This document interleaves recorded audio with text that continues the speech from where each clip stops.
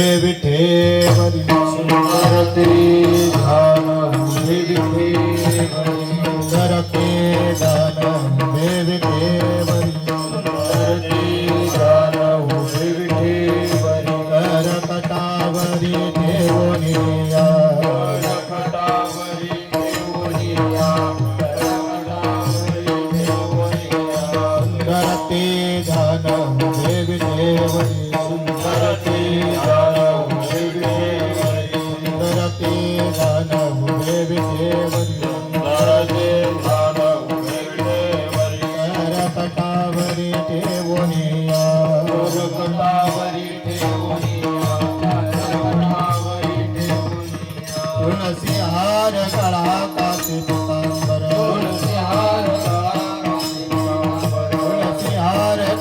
कासे पितांबर आवडे निरंतर हेची ध्यान आवडे निरंतर हेची ध्यान आवडे निरंतर हेची ध्यान मकर कुंडली तळपती श्रवण कुंडली तळपती मकर कुंडली तळपती श्रवण मकर कुंडली तळपती श्रवण ते कौस्तुभ मणी विराजित बंटी कौस्तुभ मणी विराजित बंटी कौस्तुभ मणी विराजित तुलसी हार गळा कासे पितांबर तुलसी हार गळा कासे पितांबर तुलसी हार गळा कासे पितांबर तुलसी हार गळा कासे पितांबर आवडे निरंतर हेची ध्यान आवडे निरंतर हेची ध्यान आवडे निरंतर हेची ध्यान तुका म्हणे माझे हेची सर्व सुख म्हणे माझे हेची सर्व सुख म्हणे माझे हेची सर्व सुख म्हणे माझे हेची सर्व सुख हीन श्रीमुख आवडी हीन श्रीमुख आवडी हीन श्रीमुख आवडी तुका म्हणे माझे हेची सर्व सुख म्हणे माझे हेची सर्व सुख म्हणे माझे हेची सर्व सुख म्हणे माझे हेची सर्व सुख हीन श्रीमुख आवडी हीन श्रीमुख आवडी हीन श्रीमुख आवडी तुळसी हार गळा कासे पितांबर हार गळा कासे पितांबर आवडे निरंतर हेची ध्यान आवडे निरंतर हेची ध्यान राम कृष्ण हरी जय राम कृष्ण जय राम कृष्ण हरी जय राम कृष्ण हरी जय राम कृष्ण हरी जय राम कृष्ण हरी जय राम कृष्ण हरी राम कृष्ण हरी जय राम कृष्ण हरी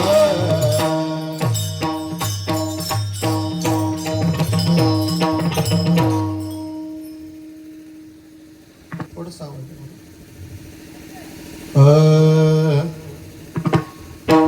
धन्य ते संसारी धन्य ते संसारी धन्य ते संसारी धन्य ते संसारी दयावंतचे अंतरी दयावंतचे अंतरी दयावंतचे अंतरी दयावंतचे अंतरी दयावंतचे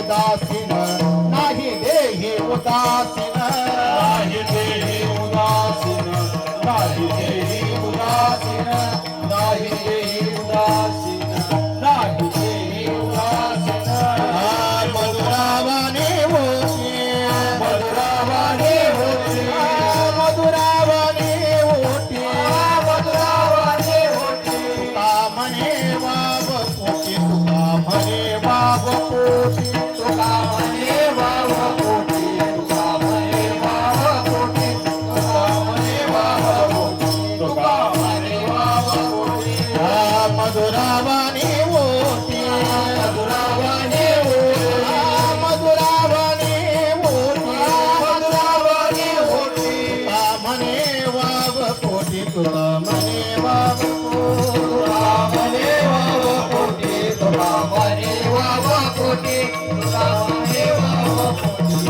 तुका म्हणे वाव पोटी येते उपकारासाठी उपकारासाठी येते उपकारासाठी उपकारासाठी येते उपकारासाठी आले घर जावई कुंटी आले घर जावई कुंटी आले घर जावई कुंटी येते उपकारासाठी आले घर जावई कुंटी आले घर जावई कुंटी आले घर जावई कुमार कुमारी कुमारी जय विठोबार कुमारी जय विठोबार कुमारी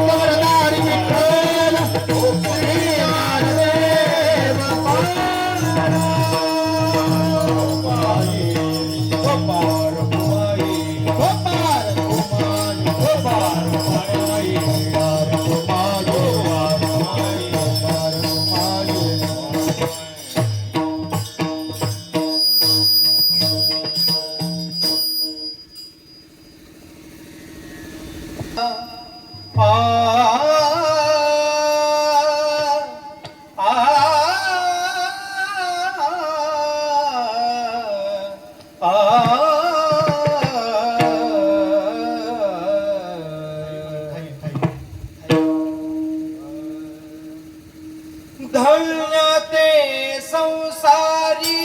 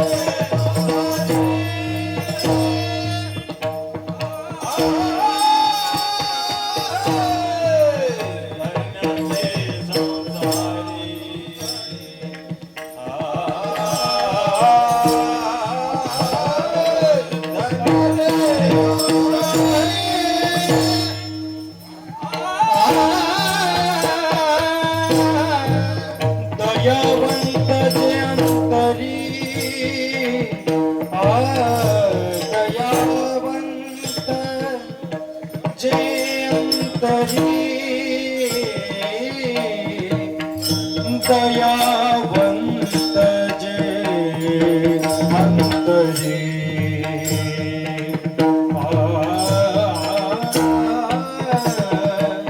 येते उपकारासाठी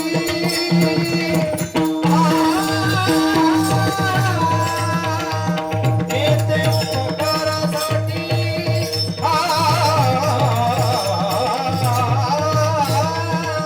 येते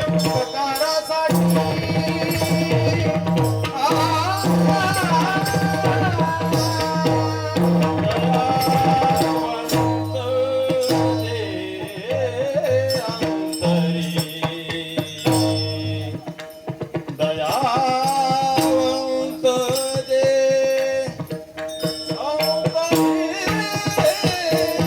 येथे उपकारासाठी येथे उपकारासाठी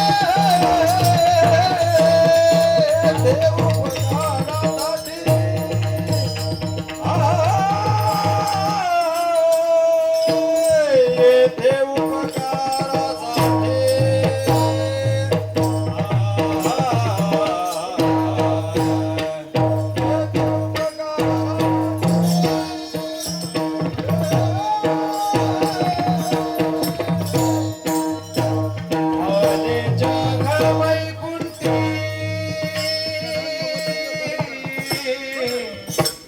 आलेच्या घरी वैकुंठी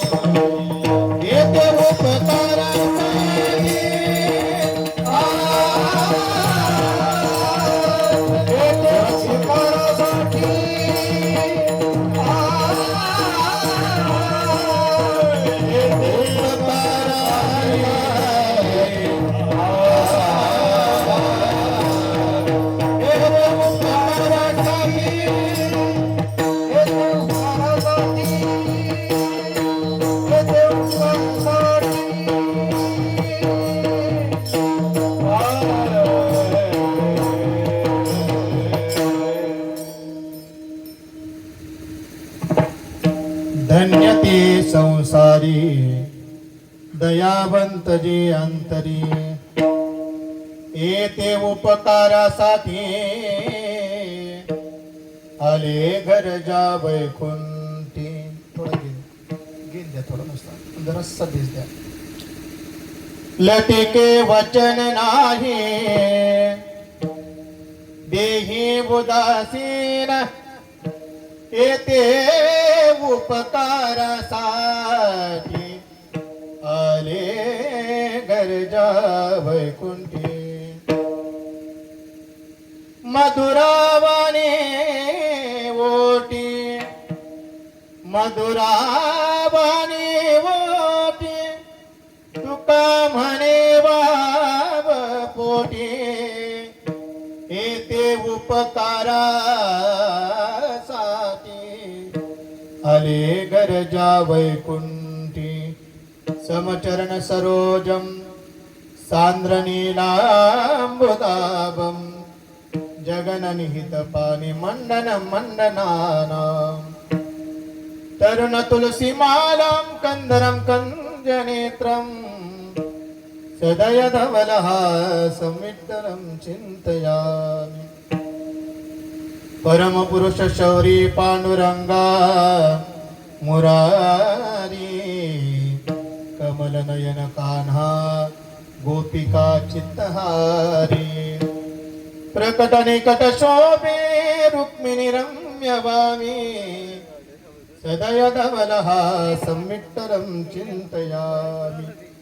अलङ्कापुरे रम्य सिंहासनस्थं पदाम्बोजतेजस्फुरद्विप्रदेशम् विधीन्द्रादिदेवैः सदा स्तूयमानं समाधिस्थमूर्तिं भजे ज्ञानदेवम्.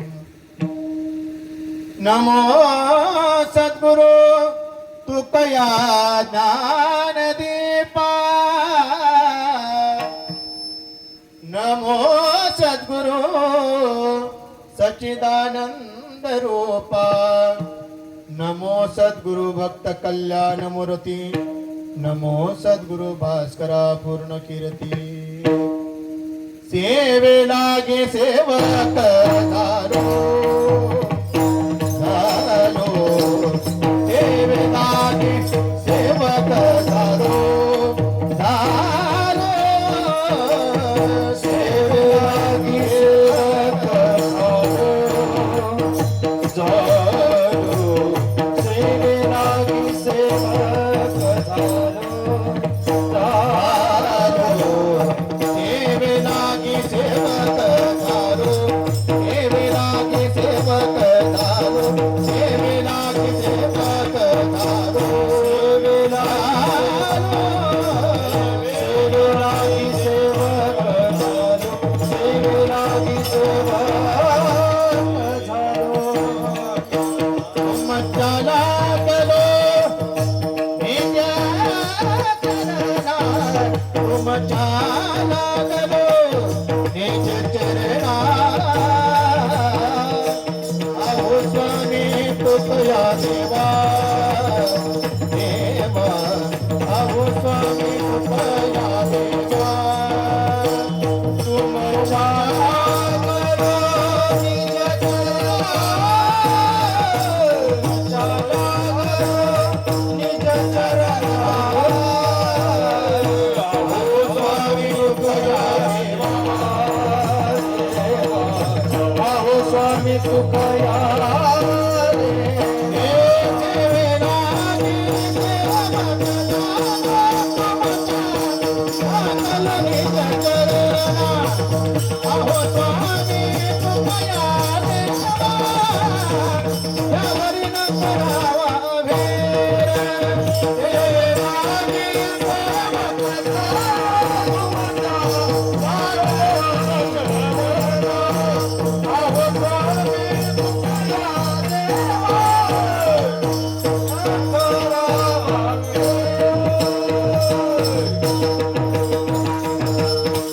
सेवे लागे सेवक झालो तुमच्या लागलो निज चरणा अहो स्वामी तुकया देवा यावरी न करावा अभेर. धन्य ते संसारी दयावंत जी अंतरी. येते उपकारासाठी आले गरजा वैकुंठी. परम मंगलमय परात्पर अखिलेश्वर अकारण कारण करणावर नावले भक्त वत्सल कल्पतरू. तडेदित विलेदित पितांबरधारी भगवान श्री पांडुरंग परमात्म्याच्या चरणारविंदे नतमस्तक होऊन, विश्व मौली ज्ञानोबरायांच्या चरणारविंदे नतमस्तक होऊन, जगद्गुरु श्री संत तुकोबरायांच्या चरणारविंदे नतमस्तक होऊन, उपस्थित सर्व भाविक भक्त, मातृवर्ग, पितृवर्ग, गुणीजन टाळकरी महाराज मंडळी, परमादरणीय कृष्णाजी महाराज धानगावकर, रायाजी महाराज मठाधिपती महाराज या ठिकाणी उपस्थित आहेत. माझ्या समवेत आले आमचे संगीत विशारद शंकर महाराज कुंभार हिंगणगावकर, ते आलेले आहेत. युग महाराज आहेत इकडे मृदंगाच्या साथीसाठी. राहुल महाराज म्हैसाळकर योगेवाडी, ते या ठिकाणी उपस्थित आहेत. गावातील सगळी महाराज मंडळी, टाळकरी मंडळी या ठिकाणी उपस्थित आहेत. कोचीवरून आलेले आहेत आमचे दोंडरमदादा आहेत. ही सगळी मंडळी या ठिकाणी उपस्थित आहेत. या सर्वांच्या उपस्थितीमध्ये चालत असणारा हा एक दिवसीय महोत्सव किम निमित्ताने आहे तुम्हा सर्वांना ज्ञात आहे. हे पहिलं वर्ष नाही, हे दुसरंही वर्ष नाही, हे तिसरं वर्ष आहे. आणि ज्यांच्या पुण्यतिथी महोत्सवाच्या निमित्तानं हा कीर्तनाचा योगायोग माझ्या जीवनामध्ये प्राप्त झाला, ते वैकुंठवासी, भजनानंदी आणि ज्यांनी आपलं पूर्ण आयुष्य भगवत सेवेमध्ये ज्यांनी व्यतीत केलं आहे, असे पांडुरंग तात्यांच्या या पुण्यतिथी उत्सवाच्या निमित्तानं खरं तर आजची ही कीर्तन सेवा आहे. डोब्बार कुमारी, डोब्बार कुमारी, डोब्बार कुमारी, डोब्बार कुमारी, डोब्बार कुमारी, डोब्बार कुमारी. आणि त्या निमित्तानं या पाटील परिवाराच्या माध्यमातून आमचे हिम्मत भाऊ यांनी सांगितलं की म्हणजे महाराज तिसरं वर्ष आहे आणि तुम्हाला कीर्तन करावं लागेल. 2 वर्ष तुम्ही सेवा केली, आता तिसरं वर्ष एवढं पार पडा. मी बरीच विनंती केली, म्हणलं एवढं वर्ष राहू द्या. तर ते म्हणजे 2 वर्ष सेवा केली, आता तिसरं वर्ष काय होतं.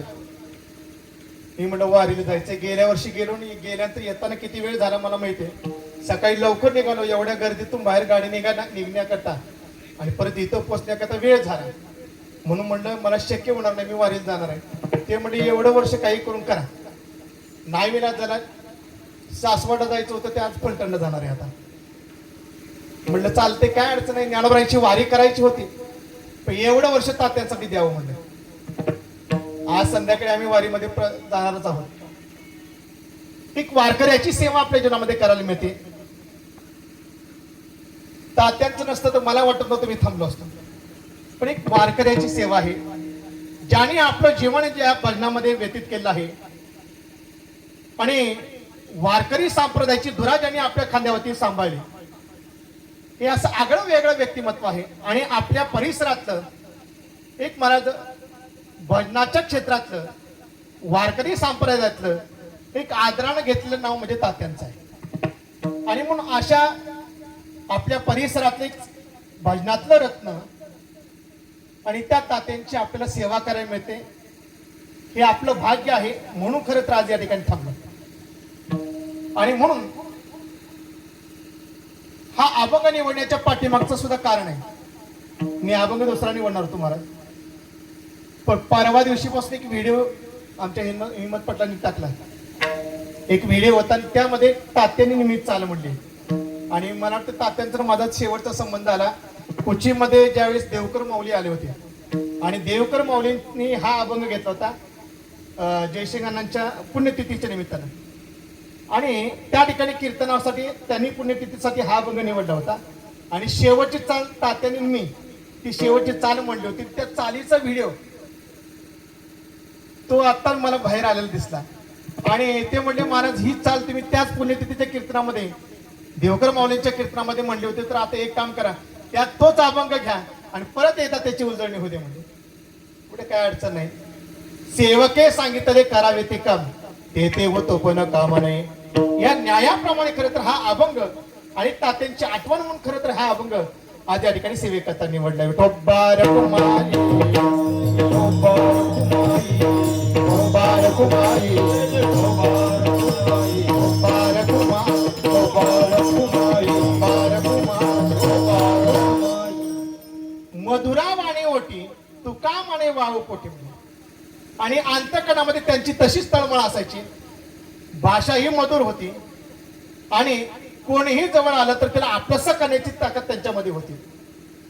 मन मिळावं आणि सर्वांना सामावून घेणारं व्यक्तिमत्व असं तात्यांचं होतं. ते शेवटच्या चालीत तसंच आहे.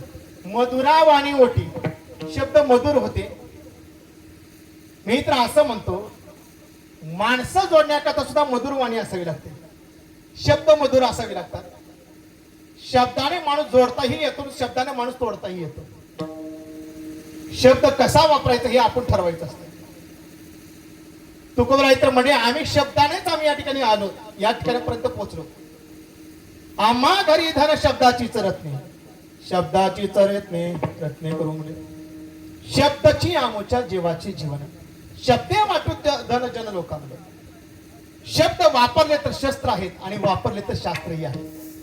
मग आपण शास्त्र म्हणून वापरायचंय का शस्त्र म्हणून वापरायचंय हे ज्याचं तर ठरवायचं. मी तर नेहमी म्हणतो मानव जोडायचा असेल तर मला तर वाणी चांगली असावी लागते शब्द चांगले असावे लागतात. कारण व्यावहारिक जीवन जगताना सुद्धा मला शब्दाचा फार उपयोग केला जातो. मी तर असं म्हणत असतो 6 गोष्टींना माणसानं कधीच बोलू नये. कधी 6 गोष्टी माणसानं कधीच बोलू नये. एक मर्मभेदक माणसानं कधी बोलायचं नाही. वर्मभेदक कधी बोलायचं नाही. परुष कधी बोलू नये. अनुरोध कधी बोलायचं नाही. अपैशून कधी बोलायचं नाही. आणि असंबद्ध माणसानं कधी बोलायचं नाही. मग बोलायचं कसं. साचा आणि मवाळ मिथ्री आणि रसाळ शब्द तैसे कल्लोळ अमृताचे. ज्ञानोबराय म्हणतात बोलायचं झालं तर साच बोला. साच म्हणजे काय हो. साच म्हणजे माणसानं खरं बोलावं. आजकाल खरं बोलणारी माणसं फार कमी झाली आणि खोटं बोलण्याचं यंत्रच प्रत्येकाच्या जवळ आलं. मोबाईल कुठे म्हणलं की मला असतो एकीकडे सांगतो एकीकडे. खरं कधी येत नाही. बोलताना माणसानं साच बोलावं. साच असावं म्हणजे खरं असावं. साच आणि मवाळ खरं बोलावं पण मवाळ असावं. खरं सुद्धा मला कधी कधी रागाने बोलण्यात तर माणसाला लागतं. ते म्हणतो ना खरं बोललं लागत असेल पण खरं बोलते म्हणते. खरं बोलणं सुद्धा साच असावं आणि मवाळ असावं. म्हणजे मिथली आणि रसाळ शब्द जैसे कल्लोळ अमृताचे. बोलताना कसं बोलावं हे सगळ्यांना माहिती पण कसं बोलू नये हे मात्र माणसाला माहित नाही. म्हणून तुम्हाला सांगून जातो 6 प्रकाराने माणसाने कधी बोलायचं नाही. पहिला मी सांगितला मर्मभेदक कधी बोलायचं नाही.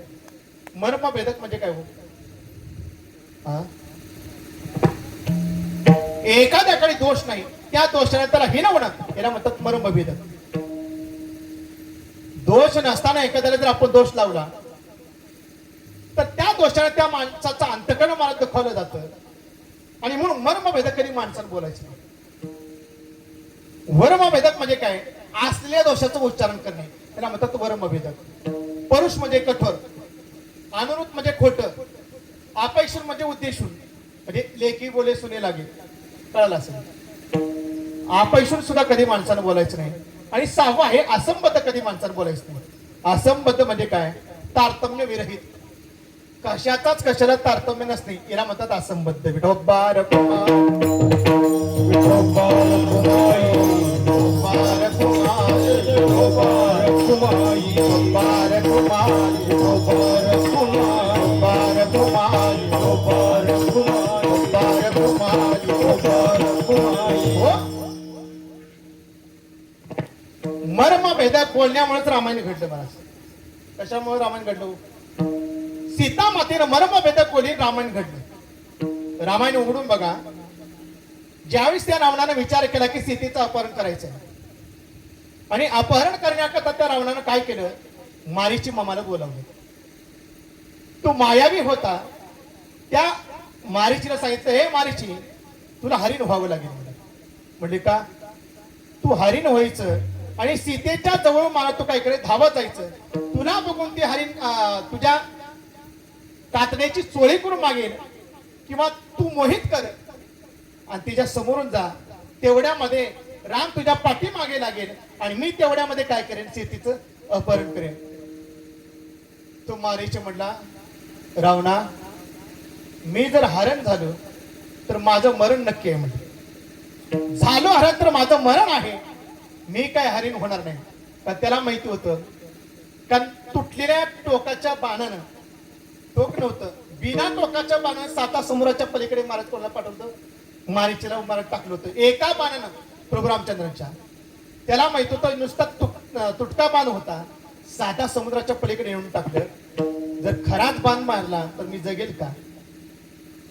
आणि अपहरण करायचं कोणाचं सीतेचं अपहरण करायचंय अरे बायको पळवून नेल्या तर कोण शांत बसेल का म्हणजे मला मारल्याशिवाय सोडणार नाही मी काय हरिण होणार नाही कोण म्हणू लागला मारीची म्हणू लागला मारीची हरिण व्हायला तयार नाही म्हणाल तर रावणानं सांगितलं बघे मारीची झाला हरण तर राम मारणार आहे आणि नाही झाला हरण तर मी मारणार आहे कोण म्हणलं रावण म्हणू लागला झाला हरण तर राम मारेल आणि नाही झाला हरण तर मी मारणार आहे ठरव म्हणजे काय करायचं त्याने विचार केला झालं हरिण तरी मरण नाही झालं हरण तरी मरण करायचं काय त्याने विचार केला या दृष्टाच्या हातून मारण्यापेक्षा रामाच्या हातून मेलं सदगतीच आहे ना ठीक आहे म्हणा हरिण व्हायला तयार आहे म्हणा दुसरा दिवस उगवला सीता माता आणि महाराज प्रभू रामचंद्र कुटियाच्या बाहेर एका शिळेवरती बसलेले होते आणि बसलेले असताना त्या मायावी हरणानं महाराज काय केलं ते राक्षसानं रूप घेतलं आणि प्रभू रामचंद्र आणि सीता मातेच्या समोरून ते धावत धावत गेले धावत जात असताना ते लक्ष महाराज सीतेचं त्या हरणावरती पडलं आणि पडल्याबरोबर सीतेनं काय केलं प्रभूने सांगितलं प्रभू या हरणाच्या कातड्याची कंचुनी करून पाहिजे म्हणजे मला चोळी मला करून पाहिजे अधिक शास्त्र असं सांगतं राजहट्ट बालहट्ट आणि स्त्री हट्ट 3 हट्ट प्रत्येकाला पुरावे लागतात कोणी असो महाराज असला काय आमदार असला काय आणि कुणी असला काय आमदार असला तरी चुली पुढे गगर असतो कोणा ते तर कोणाचे चालेना म्हणलं नाही राजहट्ट जरी असला तरी पुरवावा लागतो बाल हट्ट असला तरी पुरवावा लागतो आणि तिसरा हट्ट सांगितला स्त्री हट्ट तोही पुरवावा लागतो प्रभूने विचार केला तिची इच्छा आहे ठीक आहे म्हणजे आणि त्या हरणाच्या पाठीमागे कोण लागले प्रभू रामचंद्र धावत धावत गेले त्याही मायावी हरणानं काय केलं वनामध्ये मला आतमध्ये नेलं आणि हातमध्ये दूर वरती नेल्यानंतर त्या मायावी हरणानं आवाज करायला सुरुवात केली लक्ष्मणा धाव लक्ष्मणा धाव लक्ष्मणा लक्ष्मणा लक्ष्मणा असा आवाज मला सीतेच्या कानावरती पडला सीता माता तो आवाज ऐकल्याबरोबर लक्ष्मण जवळ होते लक्ष्मणा सांगितलं लक्ष्मणा जा लवकर माझ्या प्रभूवरती काहीतरी संकट आले भाऊजी जा लवकर लक्ष्मण होते तिथं ठीक आहे सामान्य व्यक्तिमत्व आहे का तुमच्या आमच्यासारखं लक्ष्मण या शब्दाचा अर्थ सांगतो थोडस लक्षात येईल लक्ष्मण शब्दाचा अर्थ आहे लक्ष्याच्या ठिकाणी जो सदोदित तत्पर असतो ना त्याला लक्ष्मण म्हणावं आपलं लक्ष आपलं ध्येय सतत माणसाच्या डोळ्यासमोर असावं हे एक नेहमी वाक्य सांगत असतो ज्या माणसाच्या डोळ्यासमोर लक्ष आहे किंवा ध्येय आहे तोच माणूस महाराज आपल्या ध्येयापर्यंत पोहोचू शकतो अन्यथा महाराज कोणीही पोहोचू शकत नाही एक पूर्वीच्या कवीचे वाक्य आहे आपलं साध्य प्राप्त करण्याकरता माणसानं आपलं ध्येय डोळ्यासमोर असावं आपलं लक्ष डोळ्यासमोर असावं एक त्यांना वाक्य सांगितलं फार आवडलं म्हणून बोलून जातो तो म्हणतो लक्ष ना वजल पाय कदम मिला कर चले लक्ष्य ना वजल पाय कदम मिला कर चले किस्मत तेरी साथ रहेगी आज नाही तो कर आज ना उद्या आपलं ध्येय आपल्याला साध्य प्राप्त झाल्याशिवाय राहत नाही पण त्यासाठी आपल्याला काय करावं लागेल त्या लक्ष्याच्या ठिकाणी मला मार्गक्रमण करणं गरजेचं आहे ते लक्ष डोळ्यासमोर असणं गरजेचं आहे ज्ञानोबरांनी सुद्धा तेच सांगितलं ज्ञानोबरांचं काय म्हणतो तो तुम्हाला ध्येय प्राप्त करायचं आहे ना निघा एखादा सामान्य अधिकारी असेल तर त्या सामान्य अधिकाऱ्यासाठी ज्ञानोबरांनी महाराज भाषा वेगळी वापरली ज्ञानोबराय म्हणतात हळू हळू ढाळे ढाळे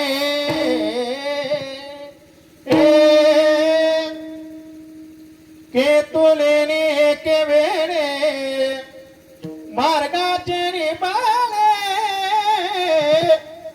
चेतकाती ज्ञानोबा म्हणतात हळूहळू ढाळे ढाळे केतून आणि एके वेळे मार्गाचे निबळे निश्चित ठाते. हळूहळू का वेळा तुम्ही काय करा मार्गक्रमण करत राहा. निश्चित ध्येय प्राप्त झाल्याशिवाय राहत नाही. एखादा उत्तम अधिकारी असेल तर त्या उत्तम अधिकाऱ्यासाठी मार्ग वेगळा सांगितला. जडजडोनी वहिला अनेक कोण बोलते हो हा ज्ञानोबा सांगतात ना जडजडोनी वहिला अनेक ये भक्तीची वाटे लाग या पावसिया व्यंग निज धाम माझे. मला प्राप्त करायचंय ना तर काय करा झडजडोडी वहिला अनेक हे भक्तीची वाटे लाग म्हण. लवकर उठा आणि काय करा करा लाग पाठ धरा भक्ती भाव धरा बळकट तर मन ध्यान द्या लावणी आणि आणि शेवट काय सांगितलं जरी करणे असेल गोड शेवट का. शेवट गोड करायचंय ना ध्येय आपलं गाठायचंय ना साध्य आपल्याला प्राप्त करायचंय ना तर काय सांगितलं झडजोड होणे वहिला अनेक मध्ये लवकर उठा. लाहो करा गाठ घाला मुळ बंदी सांडा वाव घ्या उपाधी आणि लक्ष लावणी लहा गोविंद का. लक्ष काय आहे आपलं तुमच्या आमच्या प्रत्येक परमार्थिकाचं ध्येय काय हो तो भगवान परमात्मा आपला स्वभावा हे ध्येय तुमच्या आमच्या डोळ्यासमोर आहे आणि त्या ध्येयाच्या ठिकाणी माणसानं कसं असावं तत्पर असावं. निश्चित ध्येय प्राप्त झाल्याशिवाय नाही म्हणत सतत मला एकच मनामध्ये असावं तो माझा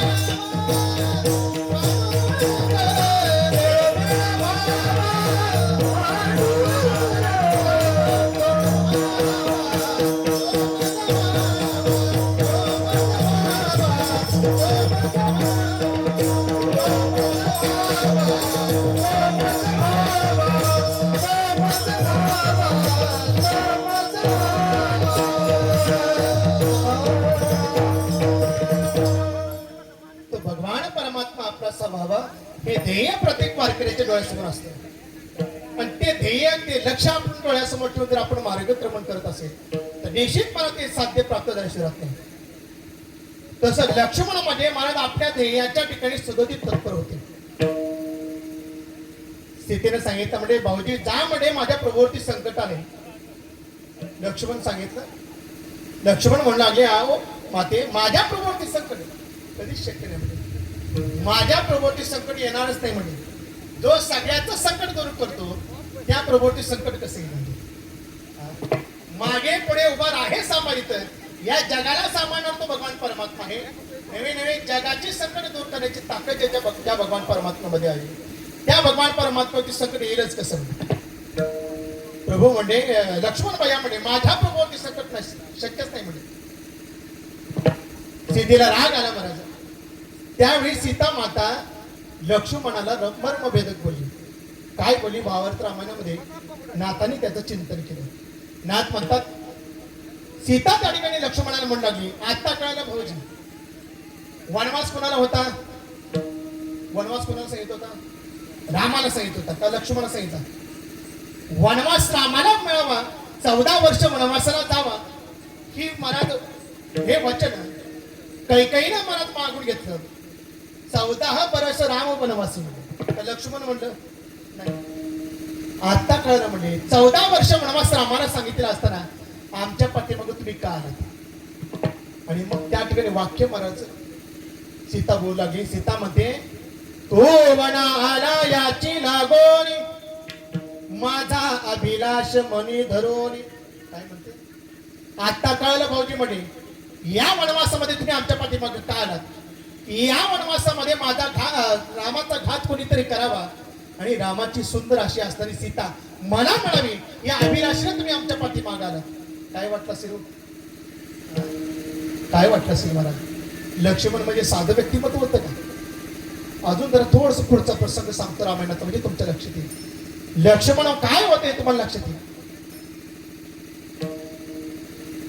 सीतेचं अपहरण झालं नाही वेळा झालं लक्ष्मणाला जावं लागलं लक्ष्मणाने रेषा आखली आई साहेबांनी सांगितलं आई साहेब त्या रेषेच्या पलीकडे तुम्ही जाऊ नका पण ऐकलं नाही महाराज बाहेर गेल्या पण मी तर निम्मत असतो मर्यादेची रेषा ज्याने ज्याने ओलांडली ना त्यांच्या जीवनामध्ये घात आला त्यांच्या जीवनामध्ये घातच झाला पण माणसानं मर्यादा कधी ओलांडायची नाही मग पुरुष असू दे किंवा स्त्री असू दे कोणी असू दे मर्यादेच्या पेक्षा माणसाला पुढे जाऊ नये मर्यादित जीवन असावं परिणाम असताना स्थितीचं अपहरण झालं आणि त्या विमानामध्ये घेऊन मला जात असताना बऱ्याच जणांनी वाचवण्याचा प्रयत्न केला जटायू त्या ठिकाणी आला जटायूने मारा त्या ठिकाणी सीतेला वाचवण्याचा प्रयत्न केला जटायूलाही मारलं त्या ठिकाणी रावण घेऊन जात असताना सीता आक्रोश करते रामा रामा म्हणून आक्रोश करते वर सीता आक्रोश करते आणि खाली प्रभू रामचंद्र ज्यावेळेस कुटियामध्ये आले आणि कुटियामध्ये आल्यानंतर सीता दिसत नाही आणि सीता दिसत नाही म्हणल्यानंतर इकडे तिकडे बघितलं कुठेच दिसत नाही प्रभू महाराज इतका विबळ अंतकणाने त्या वनामध्ये हुडकू लागले सीतेकडून आक्रोश करू लागले आणि आक्रोश करत असताना खालून सीता मातेसाठी महाराज प्रभू रामचंद्र आक्रोश करतायत आणि विमानामधून जात असताना आकाशमार्गे सीताही आक्रोश करते रामा रामा म्हणून आक्रोश करते आणि मग विचार केला सीतेनं आता मला तर हा रावण घेऊन चाललेला आहे पण मी कोणत्या वाटेनं मला नेले हे कसं कळणार माझ्या प्रभूंना म्हणून काय केलं त्या सीतेनं आपल्या हातातले अलंकार पायातले अलंकार गळ्यातले अलंकार कानातले अलंकार सगळे काढले आणि एका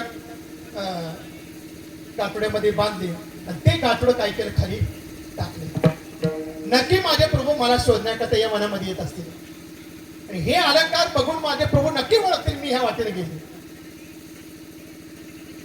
सीता माता निघून घेऊन गेला आणि घेऊन गेल्यानंतर ज्यावेळेस प्रभू मला शोधत त्या वनामध्ये निघाले आणि जात असताना प्रभूच्या पायाला ते गाठोडं ठेस काढलं ते गाठोडं पडलेलं प्रभूच्या पायाला लागलं ठेस काढलं आणि ठेस काढल्याबरोबर प्रभूने खाली बघितलं ते गाठोडं हातामध्ये घेतलं आणि हातामध्ये घेतलं तर प्रभूने ते गाठोडं सोडलं आणि बघितलं तर दागिने दिसायला लागले कानातले अलंकार आहेत गळ्यातले अलंकार आहेत हातातले अलंकार आहेत प्रभूच्या मनामध्ये विचार आला की हे दागिने माझ्या स्थितीचे तर असेल पण कसं मी म्हटल्यानंतर माझ्या स्थितीचं कसं होईल मी एक काम करूया म्हणजे माझ्या बरोबर लक्ष्मण आहे त्या लक्ष्मणाला हे दागिने दाखवून बघूया म्हणजे मग दागिने कुणाचे त्याच्यावरती काय होईल शिक्कामोर्तब होईल म्हणून मी जसं माझ्या मातेला पाहिले ना मी जसं सीतेला पाहिले ना तसं लक्ष्मणानेही सीतेला पाहिलेच आहे नक्की लक्ष्मणाला तिच्या गळ्यातले दागिने नक्की ओळखल्याशिवाय राहणार नाही म्हणजे. आणि ते गाठोडे लक्ष्मणाच्या जवळ नेलं आणि लक्ष्मणाच्या हातात ठेवलं आणि लक्ष्मणाला दाखवलं, हे लक्ष्मणा, या गाठोड्याचे जे दागिने आहेत ना, हे दागिने सीतेचे आहेत का बघ. ते लक्ष्मण होते महाराज. लक्ष्मणाने ते गाठोडे घेतलं आणि गाठोडा हातामध्ये घेतला, तर त्या गाठोड्याचा एक दागिना हातामध्ये घेतला आणि एक दागिना असा वरती केला आणि तो दागिना दाखवून सांगितलं, प्रभू हा दागिना माझ्या सीतेचा. तो दागिना होता पायाचं पैंजण. कोणता होता? पायाचं पैंजण.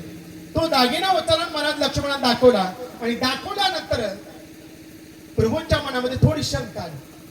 प्रभूंनी लक्ष्मणाला विचारलं, लक्ष्मणा, गळ्यातले अलंकार आहेत, हातातले अलंकार आहेत, कानातले कुंडल आहेत, एवढे रत्नजडित दागिने असताना फक्त पायातला दागिना तू कसं काय ओळखला ते सांगितलं. कुणी प्रश्न केलाय? प्रभू रामचंद्राने प्रश्न केला आणि त्यावेळी दिलेले उत्तर मात्र फार सुंदर आहे. मला लक्ष्मण म्हणाले, खरं सांगू प्रभू, सगळे दागिने असतील म्हणले, पण या दागिन्यातला एकही दागिना मी कधी पाहिला नाही. नाहम जानामि केहू रे,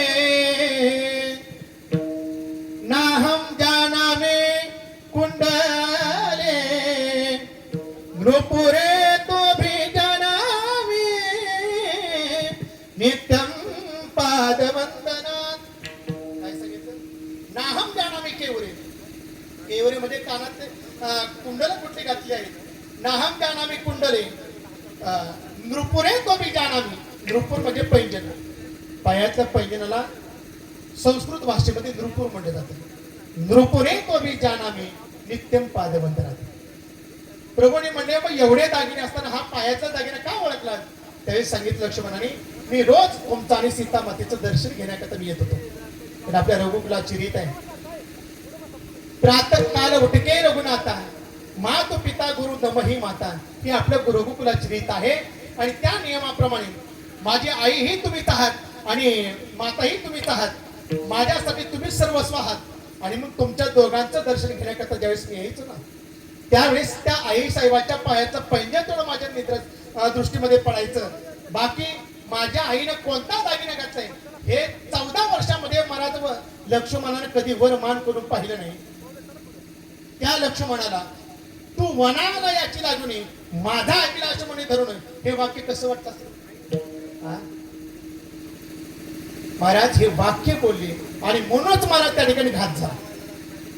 जर महाराज लक्ष्मण त्या ठिकाणी असते तर काय ताप होती होती रावणाची, काय ताकद होती रावणाची.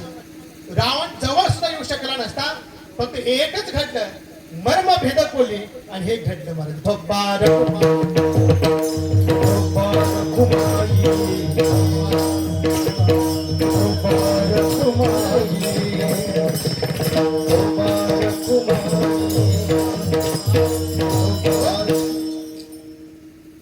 अरे तात्यांच्यावर आठवलं म्हणून खालनं जाता सोडवता वरनं आता नंतर घेतो, पण खालनं सोडवतात. काही संतांचा दरवाजा आहे, घर संतांचं आहे, दारू कुठूनही असतात. चला खालून सोडत जाऊ. पण मर्मभेदक माणसाने कधी बोलायचं नाही. दुसरं वाक्य आहे, वर्मभेदक माणसाने कधी बोलायचं नाही. वर्मभेदक म्हणजे दोष नसता, एखाद्याकडे दोष असतो, दोष नाही असं कोण आहे? माणूस म्हणलं की प्रत्येकाकडे कोणता ना कोणता तरी दोष असतो. त्या दोषाला त्याला हिणवणं, याला म्हणतात वर्मभेदक. तिसरा आहे पुरुष. पुरुष म्हणजे कठोर, एखाद्याच्या काळजाला लागेल असं पद्धतीने बोलणं.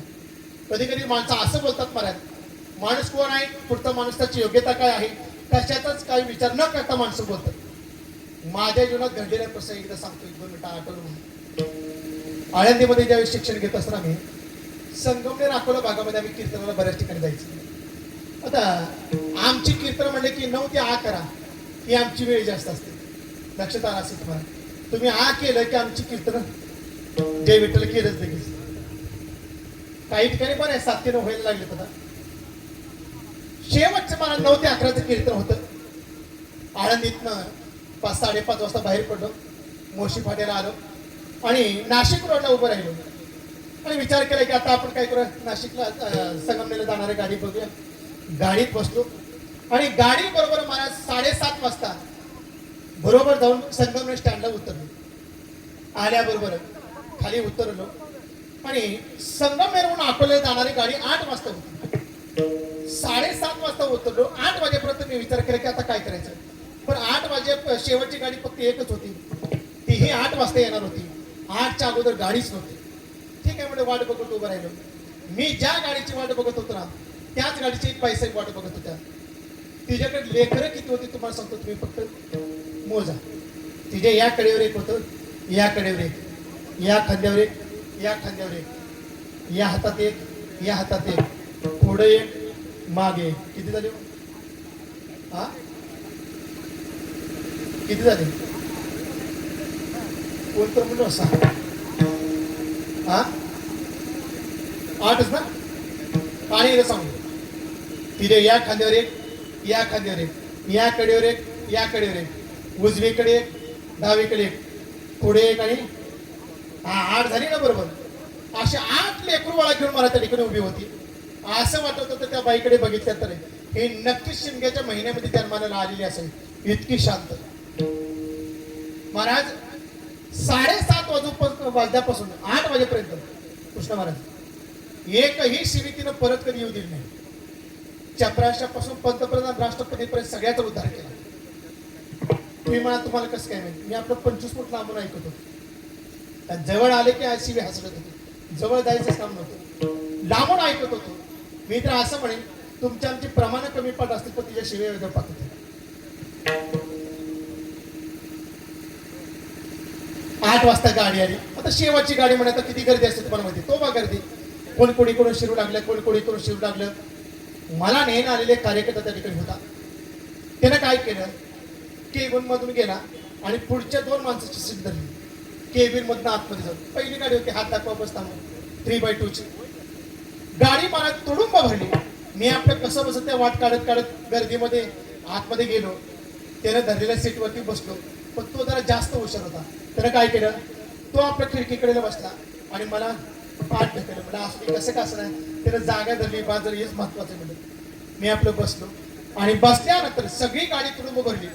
पाय ठेवायला जागा नाही आणि असल्या गाडीमध्ये त्या बाईसाहेब लेकरवाळा घेऊन आतमध्ये चढायला लागल्या.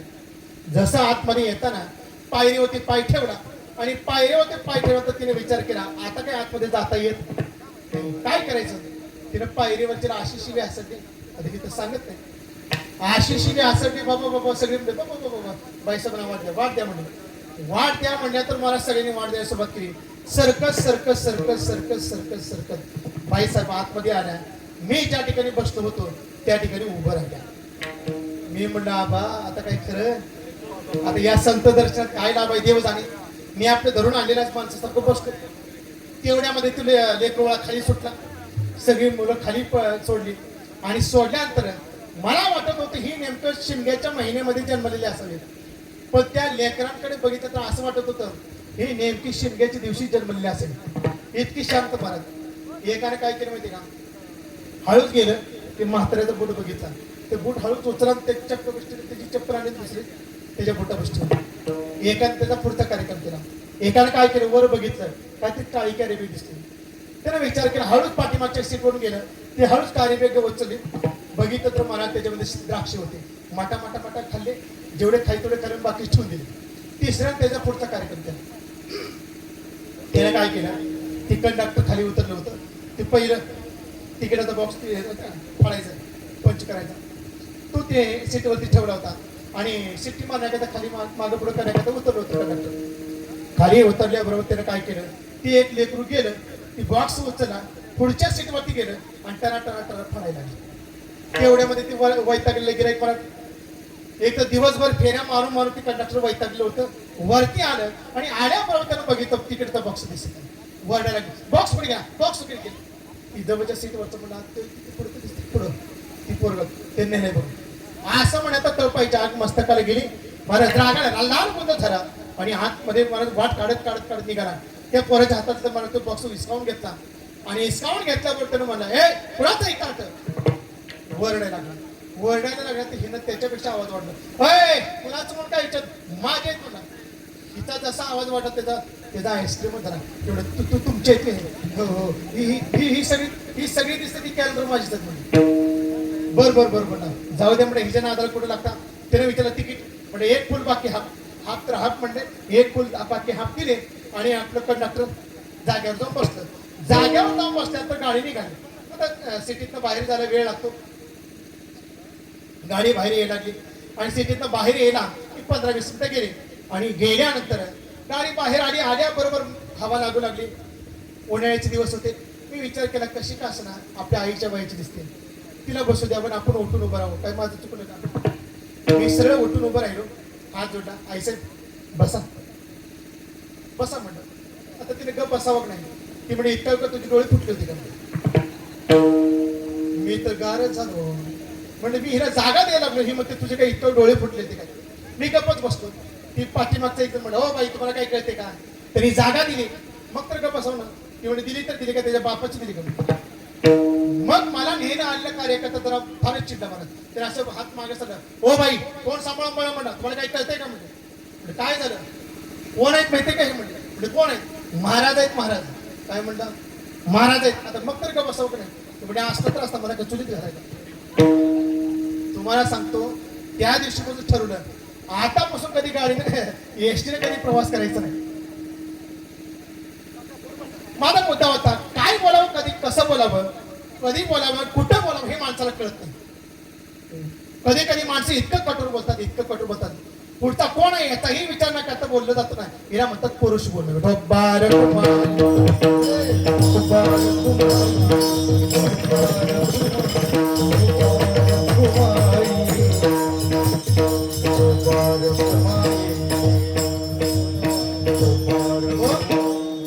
कधी बोलू नये, अपयशी कधी बोलू नये, असंबद्ध कधी माणसाला बोलू नये. बोलायचं झालं तर कसं बोलावं? मधुरा वाणी ओटी. तुकोबराय म्हणतात अरे असं बोला, मधुर बोला. आपण बोलल्या तर पुढच्या माणसाला चांगलं वाटावं, असं वाटावं की तुम्ही इथं बसलं पाहिजे. नाहीतर काही लोक म्हणतात ही गेली बरं झालं. आपण बोलल्यानंतर पुढच्या मनाला चांगलं वाटलं पाहिजे असं माणसाला बोलू. मधुरा वाणी ओटी. तुकोबराय म्हणतात तुका म्हणे वाव पोटी. असं बोलणं असावं. आणि हे बोलणं तर कोणाचं असेल तर ते संतांचं होतं.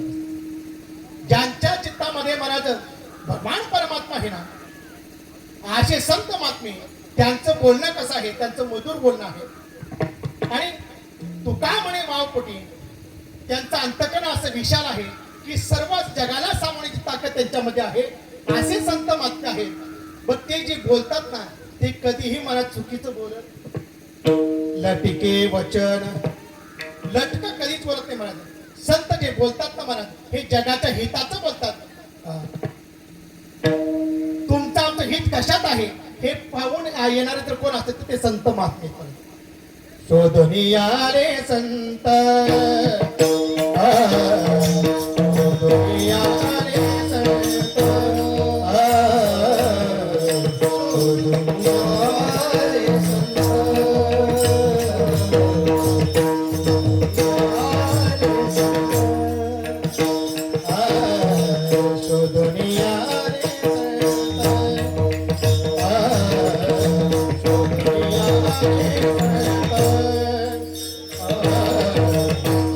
शोधनी आले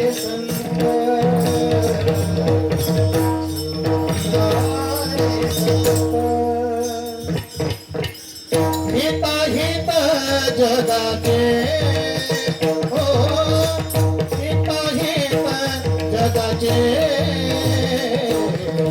शोधनिया रे संत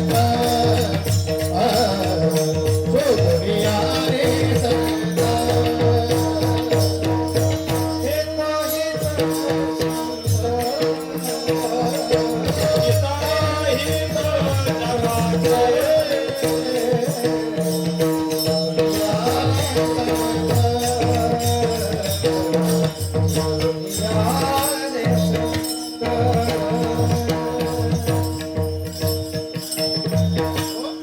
शोधनिया रे संत हिताहित जगाचे. जगाचं हित कशात आहे हे मनात सांगणार तर कोण असतं ते संत महात्मे. त्यांचे जे बोलतात ना ते लटक म्हणजे खोटं कधीच नाही. संतांच्या मुखातून एक एक निघाला शब्द सुद्धा मनात कसा आहे शास्त्र आहे. त्या एक एक शब्दामध्ये जगाचं गीत आहे. म्हणून तुकोबराय तर असं म्हणतात, सहज बोलणे गीत उपदेश करोनी सायास शिकवित. सहज सुद्धा संतांचा एखादा शब्द माणसाच्या जीवनाचा महाराज कायापालट करण्याची ताकद त्याच्या शब्दामध्ये. शब्द नाही पण ते शास्त्र आहे. संतांनी एक एक बोललेला शब्द म्हणजे शास्त्र आहे. म्हणून ते कधीच महाराज खोटं बोलत नाही. तुकोबराय म्हणतात टिके वचन आणि नाही देही उदासीन. त्यांच्या चित्तामध्ये कधीच उदासीनता पाहायला मिळणार नाही. तुमचं आमचं जीवन उदास दिसतं पण संत कधीच उदास होत नाही परत. बरं का, तुमचं आमचं जीवन बघितलं तर मला सगळं उदास दिसतं, पण संतांचं जीवन जर बघितलं तर कायम मला प्रसन्न अवस्था असते. कशीही अवस्था येईल संतांच्या जीवनामध्ये, प्रतिकूल अवस्थेमध्ये सुद्धा चित्ताची अवस्था कधी बदलत नाही आणि अनुकूल अवस्थेमध्ये सुद्धा मला त्यांनी आपल्या चित्ताची अवस्था कधीच बदलत नाही. जैशी स्थिती आहे तैशा परी आहे किंवा सुख दुःखे समेत कृत्वा लाभा लाभ जया दियो. सुख आलं तरी सुद्धा मला त्यांना काही वाटत नाही आणि दुःख आलं तरी सुद्धा त्यांना दुःख कधी केलं का केलं. तुकोबरायांच्या जीवनामध्ये संपत्ती कमी होती का? 8 पिढ्याची सावकारी होती. किती? 8 पिढ्याची सावकारी ज्या जगद्गुरु तुकोबरायांच्याकडे होती त्यावेळी तुकोबरायांचं जीवन तेच होतं. आणि ज्यावेळी तुकोबरायांच्या जीवनामध्ये दुष्काळी आटला द्रव्येनेला मान, एक स्त्री अन्न अन्न करिता मेली, ही तुकोबरायांची अवस्था झाली. महाराज तुकोबरायांच्या जीवनामध्ये इतकी अवस्था आली की अन्न पाणी वाचून तळमळावं लागलं. नवे नवे जगद्गुरु तुकोबराय हातामध्ये झोळी घ्यावी आणि प्रत्येकाच्या दारामध्ये जावं आणि भिक्षा मागण्याची वेळ तुकोबरायांच्यावरती यावी. एवढा दुष्काळ पडला, सगळं मला निघून गेलं. होतं नव्हतं तेवढं धन निघून गेलं, मान निघून गेला, सगळं निघून गेलं. काय म्हणलं तुकोबरायांनी? बरे झाले देवा निघाले दिवाळी, बरी या दुष्काळी पिढा गेली. महाराज दुष्काळ पडला, आपल्या जीवनात सगळं मान धन सगळं निघून गेलं तरी माणसाला बरं वाटतं का? तुमच्या आमच्या जीवनामध्ये तर अशी पाळी आली, बरं झालं म्हणाल का? स्वतःची बायको गेली, बरं झालं असं म्हणेल का? बरी या दुष्काळी पिढा गेली म्हणजे तुकोबरायाने. ही संतांची अवस्था आहे. म्हणत ज्ञानोबरायांनी सुद्धा ज्ञानेश्वरीमध्ये सांगितलं, जीवनामध्ये समाधान प्राप्त करायचंय ना तर आहे त्या परिस्थितीमध्ये माणसानं संतुष्ट राहिलं पाहिजे. काय होतं, ज्या वेळेस आपल्या जीवनामध्ये इच्छा शिल्लक राहते त्यावेळेस माणसाला दुःख भोगावं लागतं. आशा शिल्लक राहिली की दुःख भोगावं लागतं किंवा आपल्या जीवनामध्ये कधीच आशा संपत नाही आणि म्हणून दुःखाला कारणीभूत ठरतो. मी तर असं म्हणतो, जीवन समाधानी होण्याकडे एकमेव सगळ्यात मोठं सूत्र जर काय असेल तर आहे त्या परिस्थितीमध्ये ज्याला जीवन जगता आलं ना त्याचं जीवन सुखी होतं. ज्ञानोबरायांनी तर ज्ञानेश्वरीमध्ये फार सुंदर सांगितलं, सुख दुःखे समे कृत्वा लाभा लाभ जया जयो. या श्लोकातील ज्ञानोबरायांनी चिंतन करत असताना ज्ञानोबराय म्हणतात, सुखी संतोषान यावे, दुःखी विषादाना भजावे, लाभा लाभ न धरावे मना माझी. लाभ झाला, आलाभ झाला किंवा हानी झाली तरी सुद्धा माणसानं आपलं चित्त कधी मला ढवळू द्यायचं नाही. ही परमार्थिक माणसाची खरी अवस्था आहे. बरं का, तुकोबरायांचे काबंग आहे बघा, समयासी सादर भावे देव ठेवील तैसे रहावे, देव ठेवील तैसे रहावे, समयासी सादर भावे. पुढे तर असं सांगितलं महाराज, कधी दिवस आपल्या जीवनामध्ये असा येतो, कोणी दिवसी बसोनी हत्तीवर, कोणी दिवसी पायीचा चाकर, चालत जावे देव ठेवील तैसे रहावे. जीवनामध्ये जशी परिस्थिती येईल तसं माणसाला जीवन जगता आलं पाहिजे आणि मग महाराज जीवनामध्ये दुःख करावं लागत नाही. बार कुमारी, बार कुमारी, बार कुमारी, बार कुमारी, बार कुमारी, बार कुमारी, बार कुमारी. महाराज संसारिक जीवन संतांचं बघितलं तर महाराज किती अवस्था विचित्र होती. तुकोबरायांच्या जीवनामध्ये तर इतकी अवस्था विचित्र होती. तरी अवस्था तशीच होती, पण त्यांनी त्याचा विचार कधी केलाच नाही. उलट संसाराच्या नावे घालून या शून्य आणि वाढत हा पुण्य धर्म केला आणि हरी भजनीय ढवळीले जग आणि चुकविला लाग कधी काळाचा. त्यांनी स्वतःचा विचार कधी केला नाही, समाजाचा विचार केला. मग त्यांच्या जीवनामध्ये त्यांनी बोललेलं एक एक वाक्य म्हणजे महाराज काय आहे, समाजाचा उद्धाराकरता महाराज बोललेले हे वाक्य आहे. म्हणून त्यांचं वचन काय आहे ना, लटिके वचन नाही देही उदासीन, आणि त्यांचं कार्यच ते आहे. आणि हे कार्य करण्याकरता समाजाचा उद्धार करण्याकरताच मला संत महात्मे आले, हे तुकोबांनी मला अभंगाच्या दुसऱ्या चरणामध्ये सांगितलं. हे ते उपकारासाठी, हे ते उपकारासाठी, हे ते उपकारासाठी, हे ते उपकारासाठी, हे ते उपकारासाठी, हे ते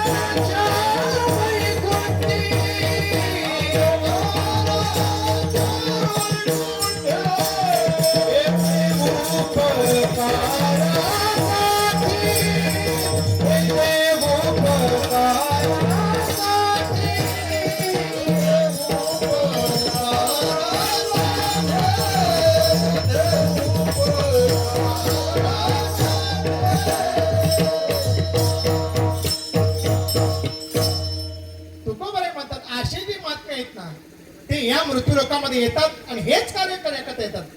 येते उपकारासाठी आले घरजा वैकुंठी. असं कोण आहे तो? तर ते संत महात्मे आहेत. संत महात्मे या ठिकाणी येतात ना, आल्यानंतर एकच काम असतं त्यांचं की या जगाचं हित कशात आहे हे पाहूनच संत महात्मे या ठिकाणी येतात आणि तुमचा आमचा उद्धार करण्याकरता हे संत महात्मे या मृत्यू लोकावरती अवतार येत असतात. येणारे अनेक आहेत महाराज.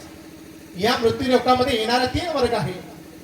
काही महात्मे मला येत असतात, काहींना आणावं लागतं आणि काहींना यावं लागतं. बरं का, 3 प्रकारचा वर्ग आहे.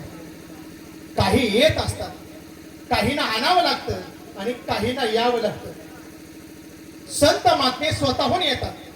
तुकोबारे म्हणतात आम्ही वैकुंठवासी आलो याची कारणासी, बोलीने जे ऋषी साच भावी वर्ताया, झाडू संतांचे मार्ग आड राणे भरले जग, उच्चिष्टाचा भाग शेष उरला तुसी. तुकोबाई काय म्हणले, आम्ही वैकुंठवासी आलो.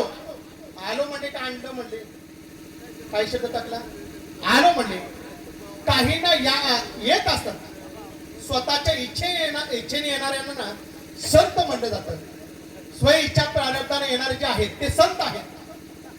पर इच्छा प्रारब्धाने महाराज येणारे भगवान परमात्मा आहे. भगवान परमात्मा येतो का आणावा लागतो? भगवान परमात्मा स्वतःची इच्छेने येता येते का? देवाला परत या ठिकाणी अवतारला आणावं लागतं. आणि येणार रूपाबळी आणि करुणे खळे हरिदासी. आणला म्हणजे आम्ही तुकोबारा तर देवाला म्हणते, हे देवा आमच्या लेखी तुझं देव पण आहे. आम्ही आणला म्हणून तू देव आहेस, नाही तर तुला कोणी ओळखलं असतं. म्हणजे स्वतःच्या इच्छेने येतात ना, त्याला पर इच्छा स्व इच्छा प्रारब्ध म्हणतात. स्व इच्छा प्रारब्धाने येणारे संत आहेत. दुसऱ्याच्या इच्छेने येणारे आता भगवान परमात्मा आहे, याला पर इच्छा प्रारब्ध म्हणतात. पर इच्छा प्रारब्धाने येणारा देव आहे. आणि तुमचं आमचं इच्छा असो आत्मा नसो, तुम्हाला आम्हाला यावंच लागतं. खरं सांगा बरं, येणं सुखाचं आहे का? येणं सुखाचं आहे कशाचं महाराज? ज्या ठिकाणी महाराज हा गर्भ महाराज आईच्या उदरामध्ये वाढत असतो, या उदरामध्ये अवस्था जर बघितली तर 9 मास कष्टला अशी 10व्याने प्रस्तुत झाली, येताची कर्म जाड तुझी मान अडकली. पण तिथला अवस्था जर बघितलं तर रक्तमूत्र रेत अमंगळ तिचा माता म्हणजे स्मरे त्या हरिहरा शरणदार घेऊन. काय होतं की नाकी तोंडी कुरमे केले, गर्भवासाचे दुःख गाडे कोणा पुढे सांगावे. गर्भीची यातनारे इतकी यातना आहे आणि असल्या यातना भोगून मला बाहेर यावं लागतं. पण आतमध्ये असताना सुद्धा दुःख आहे. म्हणून तो भगवान परमात्मा होतो, देवा एक वेळ कर या दुःखातून एकदा बाहेर काढा मला. देवाला प्रार्थना करून आपण बाहेर येतो. बरं येताना दुःख आहे, जाऊ दे, जाताना तर नीट जर याची शाश्वत आहे का? आपला शेवट चांगला होईल याची तरी शाश्वत आहे का?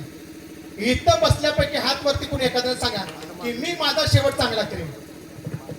नाही महाराज, कोण दिवस येईल कैसा नाही या देहाचा भरवसा. काय भरवसा आहे हो? उचललेला घास तोंडामध्ये घाली याची सुद्धा शाश्वती तुम्हाला देता येते. मी तर असं म्हणतो, येतानाही दुःख आहे आणि जातानाही दुःख आहे. येतानाही आपलं काही घेऊन येता नाही आणि जातानाही काही घेऊन जाता येणार. जायचं सगळ्यांनाच आहे म्हणत. येताना आपण इच्छेनं आलो नाही आणि जातानाही आपल्या इच्छेनं आपण जाऊ शकत नाही. कधी आपल्या देहाचे महाराज कधी प्राण ज्योत मावळे सांगता येत नाही. हे कबीरदाजीचा अभंग आहे बघा. कबीरदाजी तर असं म्हणतात, क्या भरोसा है इस जिंदगी का, साथ देती नहीं ये किसी का, क्या भरोसा है इस जिंदगी का, हम रहे ना ये दुनिया रहेगी, दास्ता अपनी ये दुनिया कहेगी, नाम रह जाएगा, नाम रह जाएगा, नाम रह जाएगा आदमी का, क्या भरोसा है इस जिंदगी का. अरे त्या देहाचा भरोसा आपल्याला देता येत नाही. ग्रास गिळो सत्ता नाही कोणी हाती. मी तर असं म्हणतो, या मृत्यू लोकामध्ये निर्माण झालेली एकही वस्तू महाराज कायमस्वरूपीची नाही. मग ते निर्जीव असू दे, सजीव असू दे, नाही तर कोणी असू दे, या ठिकाणी प्रत्येक गोष्ट निर्माण झाली ना, त्या प्रत्येक गोष्टीचा नाश मात्र ठरलेला आहे. काहीचा परता नाश असेल, काहीचा स्वभाव नाश असेल आणि काहीचा परता नाश असेल, स्वभाव नाश असेल. हा नाश प्रत्येकाच्या जीवनामध्ये ठरलेला आहे. मला आता विचार करा, हा माईक आहे, कशापासून बनवलेले हे? हा लोखंड आहे, बरोबर ना? हा लोखंडाची निर्मिती झाली. हे लोखंड महाराज किती दिवसाचं आहे हो? हे लोखंड सुद्धा कधी ना कधी तर महाराज याचा नाश ठरलेला आहे. ते म्हणाल महाराज एवढं कठीण महाराज लोखंड आहे, पण हे लोखंड ज्यावेळेस मातीवरती पडतं, जाऊ द्या उदाहरण म्हणतो, मला सांगून जातो. आपण ज्यावेळेस एखादी बिल्डिंग बांधतो आणि बिल्डिंग बांधत असताना ते 20 फुटाची गज असतात. किती फुटाचा गज असतो? 20 फुटाचा. तो 20 फुटाचा गज महाराज काय करतो आपण प्लेयर्सला लावत असताना कधी 10 फुटाचा, कधी 12 फुटाचा असं कट करतो आणि राहीला कट केला तर तो तुकडा असताना कुठेतरी बाजूला पडतो. मग तो वेस्टेज पडतो आणि वेस्टेज पडल्या तर तो गज महाराज जर त्याला जास्त दिवस आपण बघितच नाही तर त्या मातीचा आणि पाण्याचा संबंध आल्यानंतर तो एवढा कठीण गज काय होतो, हळूहळू त्याला गंज चढतो आणि गंज चढून महाराज ते लोखंड काय होतं, नष्ट होऊन जातो. याला म्हणतात परतानाश. एकाधिक वस्तू महाराज जास्त काळ पडून राहिली की तिचा नाश ठरलाय, मग ती कितीही कठीण असू द्या, याला परतानाश म्हणलं. दुसरा आहे महाराज आश्रयनाश. आश्रयनाश त्याला म्हणलं जातं. एखाद्याच्या आश्रयाने एखादी गोष्ट महाराज टिकून असते. आश्रय निघून गेला की ती वस्तू सुद्धा महाराज काय होते, नाहीशी होते. तर एक उदाहरण म्हणून तुम्हाला सांगून जातो. आम्ही प्राथमिक शाळेमध्ये जिल्हा परिषद मध्ये शिकलेली बरीच मंडळी आहेत, बरोबर ना सर? तुम्ही तर शिकवणार आहेत, पण शिकणारी पण सगळीच आहेत ना. बरेच आपण जिल्हा परिषद शाळेमध्ये जातो, त्या जिल्हा परिषद शाळेच्या भिंतीवरती महाराज एखाद्या थोर मोठ्यांचे चित्र काय केले जातात, रेखाटले जातात. सुंदर असे मला चित्र रेखाटले जातात. ते चित्र आपण पाहतो. आता मी तुम्हाला प्रश्न करतो, त्या चित्राचं अस्तित्व कधीपर्यंत आहे? हा चित्राचं अस्तित्व कधीपर्यंत आहे? जोपर्यंत भिंत आहे तोपर्यंत ती चित्र आहे. ज्या दिवशी ती भिंत पडून जाईल ना, त्या दिवसात काय होईल? पडून घेरिया भिंती चित्राची होय केवळ माती. बरोबर म्हणतात ते भिंताचा आश्रय आहे तोपर्यंत मला ती चित्र आहे. एकदा भिंत पडून गेले की ती चित्र ही नाहीस झाल्याशिवाय राहते. त्याला म्हणतात आश्रयनाश. एखाद्याच्या आश्रयानं असणारी गोष्ट महाराज आश्रय निघून गेला की वस्तूचाही महाराज नाश होतो. याला आश्रयनाश म्हणतात. आणि तिसरा नाश आहे स्वभावनाश. कोणता? स्वभावनाश. त्या स्वभावनाशामध्ये तुम्ही आम्ही बसतो महाराज. तुमचा आमचा नाश आहे स्वभावताच. तुम्हा आम्हाला आयुष्यमानात भगवान परमात्म्याने किती दिले? हा? अल्प आयुष्य माणूस किती अगदी थोडं आहे. थोडं म्हणजे किती? शतगणले ती अर्धरात्र खाय 100 वर्षाचं आयुष्य आहे. पण त्या 100 वर्षाच्या आयुष्यामध्ये सुद्धा 50 वर्ष कशामध्ये जातं? झोपेत जाते. बालपण गेले नेनता, तारुण्यपण विषय होता. पहिलं अर्ध झोपेमध्ये गेलं, राहिलं किती? 50 राहिलं. त्या 50 मध्ये सुद्धा बालपण गेले नेनता. बालपण कधीपर्यंत असतं? वयाच्या 30व्या पर्यंत. नाही का? मग बालपण कधीपर्यंत? हा किती? तुम्ही लहानाचं मोठं झालंय की नाही? हा खरं मानत बालपण 18 वर्षापर्यंत मानत होतं. आता बरं का तसं बालपण 18 वर्षापर्यंत नसतं. लय झालं 9-10 वर्षापर्यंत. 10 वर्ष 11वे लागले की माणसाला थोडंसं मुलांना कळायला लागतं. पण आता सरकारच्या नियमाप्रमाणे 18 वर्षापर्यंत त्याला काही ठरवलं जातं, बाल ठरवलं जातं. 18 वर्षापर्यंत त्याला कोणताही अधिकार नाही. 18 वर्ष गेले निघून मला 18 वर्षात तारुण्य प्राप्त होतं. पण तारुण्यामध्ये तर काय? तारुण्यपणे विषय वेता. तारुण्यामध्ये विषय भोगण्यामध्ये निघून जातात.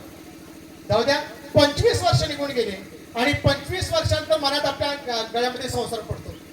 50 मध्ये 25 निघून गेले, राहिले किती? 25 राहिले. बरं 25 मध्ये सुद्धा वृद्धपणे प्रवर्तनी चिंता. आता राहिलं काय?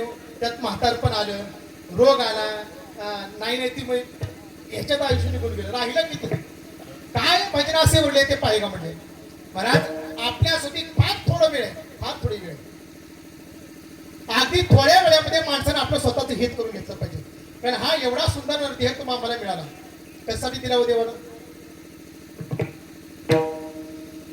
देवी दिला देह म्हणजे ना, हा आपण ते केलं. आपल्या देवानं देह दिला कशासाठी? एवढा सुंदर देह दिला महाराज भजनासाठी दिला. कारण याच देहानं मला भगवान परमात्म्याचं भजन करता येतं. याच देहानं मला या उद्धार करून घेता येतो.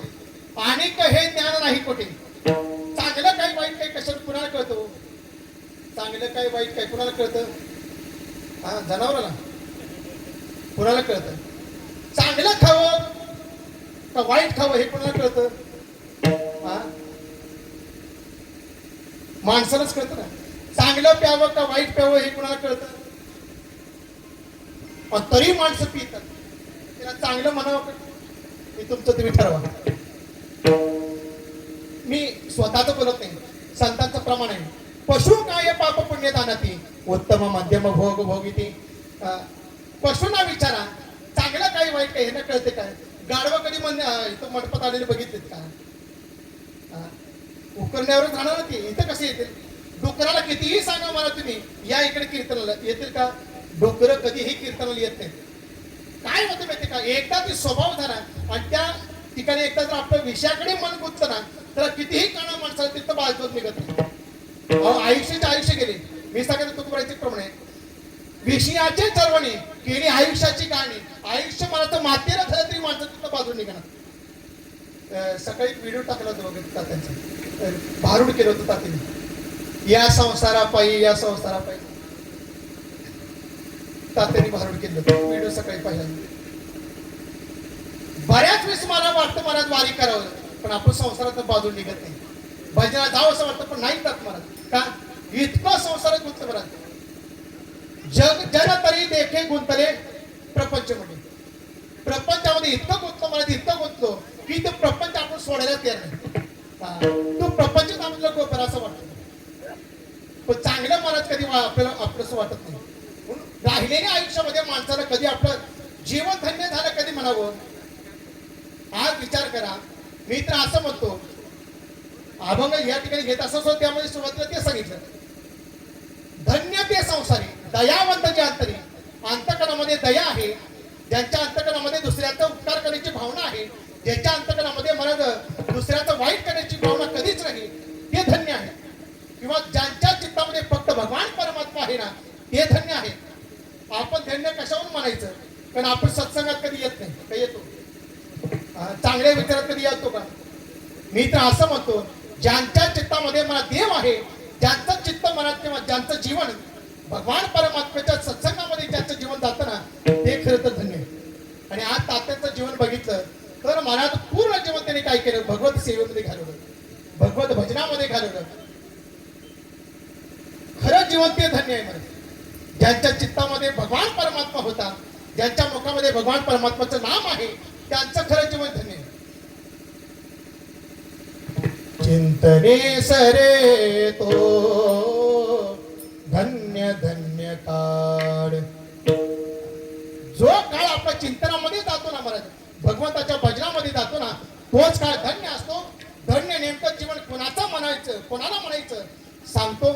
एक 5 मिनिटं तुम्हाला सांगून जातो. तर एकदा मोठे प्रेमाने मधलं भजन घेऊ. राहिलेल्या वेळेमध्ये 5 मिनिटामध्ये तुम्हाला धन्य जीवन कोणाला कोणाचं म्हणायचं एक सांगून जातो. एकदा मोठ्या प्रमाणात सगळ्यांनी भजन करा. मधलीचा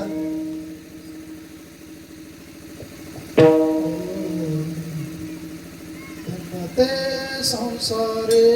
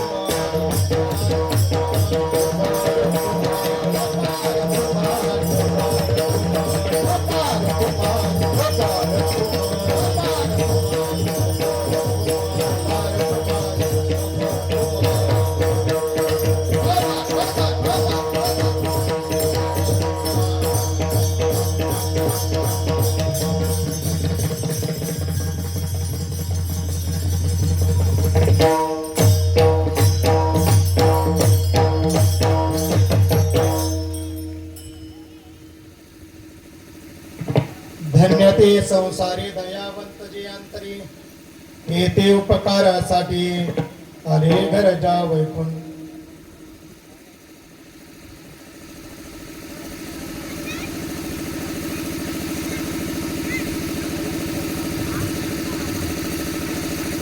विठोबार कुमारी विठोबार कुमारी विठोबार कुमारी विठोबार कुमारी.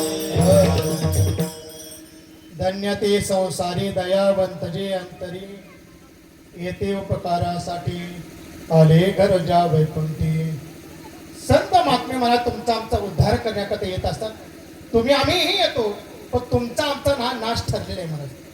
तुम्ही आम्ही स्वइच्छा प्रारब्धाने येत नाही. आपली इच्छा नसतानाही तुम्हाला आम्हाला यावं लागतं. का यावं लागतं याचं कारण तुम्हाला सांगून देतो. आपल्या पाठीमागचा भोग शिल्लक राहिले की माणसाला पुन्हा पुन्हा जन्माला यावं लागतं. वासना शिल्लक राहिली की माणसाला जन्माला यावं लागतं. वासनेचा संग होय अंतकाळी तरी तपोबळी जन्म घेते. आपल्या पाठीमागचं राहिलेलं कर्म या वर्तमान काळामध्ये भोग रूपाने भोगण्याकरता तुम्हाला यावं लागतं आणि ते भोग संपेपर्यंत तुम्हाला जीवन जगावं लागतं. पण संत महात्मे या ठिकाणी येतात ना, ते आपलं कार्य करतात आणि आपलं कार्य करून मग निघून जातात. मग त्यांना धन्य म्हणलं जातं. धन्य का म्हणायचं संतांना? संतांचं जीवन धन्य का आहे? तुकोबराय म्हणतात धन्य ते संसारी. या मृत्यूलोकरूपी संसारूपी भवसागरामध्ये तेही आले, संत महात्मेही आले आणि तुम्ही आम्ही या ठिकाणी येतो. पण तुमचं आमचं जीवन धन्य म्हणावं का? का म्हणता येत नाही? कारण संतांचं जीवन धन्य का म्हणतात याचं कारण तुम्हाला सांगतो. तुमचं आमचं जीवन धन्य म्हणण्याकरता आपण ज्याच्यासाठी हा देव भगवान परमात्म्याने दिला त्याच्यासाठी आपण वापरत नाही म्हणून तुमचं आमचं जीवन धन्य नाही. संतांनी मला तो भगवान परमात्म्याने दिला हा नरदेह, कारण या देहाचं खरं सार्थक कधी होतं, धन्य कधी हा देह झाला असं म्हणते हे तुकोबरायांनी मला सांगून दिलं. तुकोबराय म्हणतात तुका म्हणे जन्म आल्याचे सार्थक विठ्ठलची एक क्रिया. हा देह ज्या भगवान परमात्म्याने दिला आणि ज्याच्यासाठी दिला तो त्याच्यासाठी जर आपण खर्च केला तर या तुका म्हणे जन्म आल्याचे सार्थक, या देहाचा सार्थक झाला असं म्हणते. अन्यथा महाराज आल्याने आहे असा जर गेला तर सार्थक होईल तो नाही. म्हणून जी वस्तू ज्याच्यासाठी मिळाली ती त्याच्यासाठी वापरली तर त्याच वस्तूचं सार्थक झालं असं म्हणता येईल. म्हणून तुकोबरायांचं जीवन हे धन्य आहे कारण त्यांनी आपल्या जीवनामध्ये देव सोडून दुसरं काहीच केलं नाही. ज्यांचा हे तर विठ्ठल किंवा धन्य जगी तोची काही रंगीनाची, त्यांच्या जीवनामध्ये फक्त आणि फक्त भगवान परमात्मा होता. देव सोडून त्यांनी त्यांच्या जीवनामध्ये दुसरं काही केलं नाही. धन्य मी मानिन आपले संचित राहिली से प्रीतम तुझे नामे. त्या भगवान परमात्म्याशिवाय दुसरं काहीच केलं नाही. भगवान परमात्म्याचं नाम आणि भगवान परमात्मा हे सोडून त्यांनी त्यांच्या जीवनामध्ये काही केलं नाही. आणि म्हणून तुकोबरायांना त्यांनी त्याचं जीवन धन्य वाटतं. ज्यांनी भगवत चिंतनामध्ये आपला देह घालवला त्यांचं जीवन धन्य. आणि असाच जीवन जर कोणाचं होतं ते तात्यांचं होतं, कारण त्याने आपल्या जीवनामध्ये भजनामध्ये दिवस घालवले, आपलं जीवन भगवत चिंतनामध्ये घालवलं. पण अशा एका महात्म्याचं आज पुण्यतिथी उत्सव आहे, तृतीय पुण्यस्मरण आहे की ज्यांनी आपलं जीवन पूर्ण या परमार्थामध्ये घालवलं, भगवत चिंतनामध्ये घालवलं आणि आपल्या जीवनामध्ये परमार्थाची वाटचाल मला त्यांनी आपली सदोदित सांभाळली. तेच पडून तात्या आणि त्यांच्या पुण्यतिथीच्या निमित्ताने हे तृतीय पुण्यस्मरण आहे. आणि या तृतीय पुण्यस्मरणाच्या निमित्ताने हे कीर्तन सेवा आहे.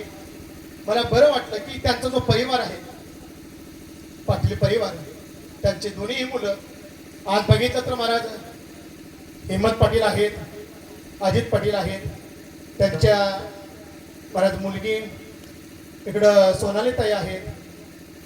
ह्या महाराज तीनही बघितलं. आणि ते विजया पाटील म्हणून आपलं तासगाव नगरपालिकेतनं नगराध्यक्ष म्हणून आहेत ना, त्या पण यांच्याच परिवारातले. परिवार मोठा आहे पण आपण मला परिवार आपला चांगला कधी म्हणता येईल की आपण गेल्यानंतर सुद्धा आपल्या मुलाबाळाने आपली आठवण ठेवली तर महाराज खरं सांगू का, आज 1 वर्ष नाही 2 वर्ष नाही 3 वर्ष एवढा सुंदर मला त्या ठिकाणी तात्यांच्या पुण्यतिथीच्या निमित्तानं हा उत्सव या ठिकाणी करतायत. निश्चितपणे त्यांना आनंद वाटत असेल. धन्य माता पिता तयाची आहे. आई वडिलांना सुद्धा धन्यता कधी प्राप्त होते? आपली मुलं जर चांगली निघाली आणि आपल्या वाटेवर जर त्यांनी चालत असेल, एक वडील जे जे करते तया नाम धर्म ठेवते, हे अनुष्ठिती सामान्य सगळं आपल्या वाढ वडिलांच्या महाराज पायावरती पाऊल ठेवून जर आपण चालत असेल तर महाराज आई वडिलांना सुद्धा धन्य वाटतं की बस आम्ही ज्यांना मला हाताच्या फळासारखं सांभाळलं, नव्हे आम्ही ज्यांना जन्म दिला आणि एवढं सुंदर असं वाढवलं की त्यांनी आपलं नाव राखलं. आज महाराज नाही तर बऱ्याच घरामध्ये अशी परिस्थिती येते की पुण्यतिथीचा दिवस कोणता आहे, नवे नवे तारीख कोणती बाब गेल्याची ही सुद्धा कधी कधी माहिती. बरे तर म्हणतात थांबा सांगतो घरी जाऊन, ती सुद्धा कुठे फोटोवर बघतात मग सांगतात, ती सुद्धा हे आठवत नाही. मला इतकी शोकांतिक आहे. मला ज्या आई बापाने आपल्याला लहानाचं मोठं केलं, एवढं जग त्यांनी दाखवलं, आज त्या आई बापांबद्दल आपण कुठेतरी देणं आहे म्हणायचं. पण आज 3 वर्ष एवढं सुंदर मनाचा हा उपक्रम त्यांनी राबवला. हा पाटील परिवार, त्यांच्या आई साहेब आहेत, हे सर्व परिवार मला त्या ठिकाणी राबतोय. का राबतोय की आपण त्या वडिलांचं काहीतरी देणं आहोत म्हणून वडिलांच्या ऋणातून मुक्त होण्याकरता हा केलेला छोटासा प्रयत्न म्हणायचा. मी तर असं म्हणतो आई वडिलांचं ऋण कधीही फिटत नाही. मी तर असं म्हणेल आपल्या कातड्याची मला चपला जरी त्यांना घातल्या करून तरी सुद्धा आई वडिलांच्या ऋणातून आपण मुक्त होऊ शकत नाही. पण मी म्हणतो ऋणातून मुक्त होऊ नाही तर न होऊ, पण आई वडिलांच्या पुण्यतिथी करणं, श्राद्ध कर्म करणं हे मनाच काही आहे, आपलं कर्तव्य आहे. आणि जर हे नाही केलं तर काय होतं? आहात कथा त्यांचे करीती पित्र, वंशी दुराचार पुत्र झाला. वर्ण महाराज काय करतात ते आपल्या नावाने बोट म्हणतात. म्हणजे हे असलं कसं जन्माला आले आमच्या पुढे? आजपर्यंत म्हणजे ह्याची पिशे जन्मले, आजपर्यंत आजवरी नव्हती आईचे, ह्याची पिशे जन्मले. आजपर्यंत आमच्या वंशामध्ये असं कधी जन्माला आलं नाही. आणि हे असलं कसं जन्माला आले? पण वर्ण म्हणत आपलं काय करतात, आपल्या नावाने बोट म्हणतात.